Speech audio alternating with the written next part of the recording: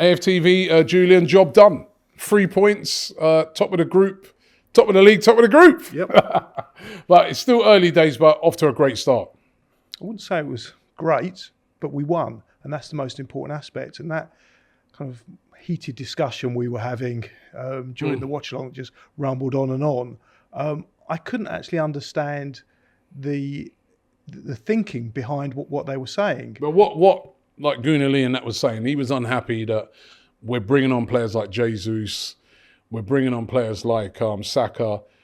He was saying, why are we starting players like Granit Xhaka? But I thought at Zurich, they gave us you could see they were up for the game. And when you go to these places, these teams, it's their cup final. They are up for the game. It's first time Zurich are playing Arsenal.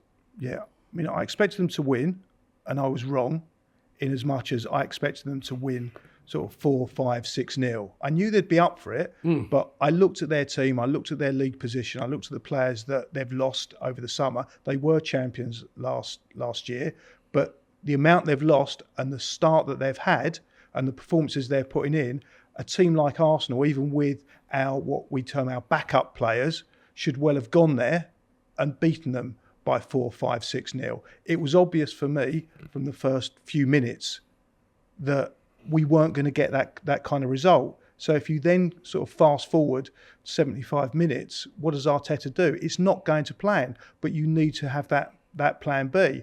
And he's got a squad and he needs to utilise it. And the most important thing about tonight wasn't about, could Xhaka get injured? Could this one get injured?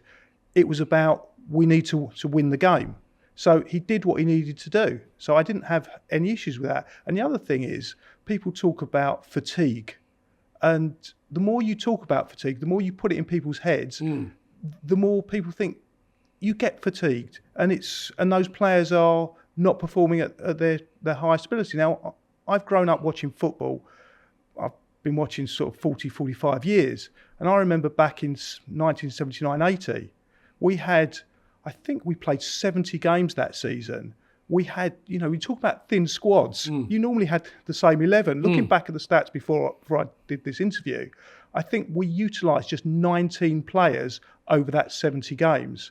Only 50 of them played in double figures. So the pitches then were really heavy. Now we play on carpets. And the tackles.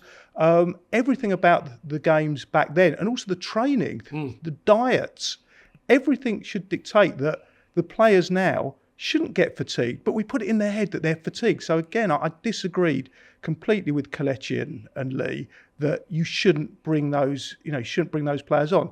In one sense, you shouldn't, because of the fact that it shouldn't come to that. But the reality was we found ourselves in a situation where we played okay, but not well enough. And we were one goal away, one moment, one bad decision away from a draw. Like what happened in the first half, a bad decision, we give away a stupid penalty in a game that we're completely controlling, and all of a sudden they're back in the game. Yeah, and again, we were one moment away. So yes, no one got injured. Yes, we didn't score the other goal. But the most important thing about a football match is to win it. And that's what he did. Shop for AFTV merch at shop.aftv.co.uk. Subscribe to us on YouTube. Follow us on Instagram, Facebook, Twitter, TikTok, Snapchat, and Twitch. We've got content for every platform, so check it out.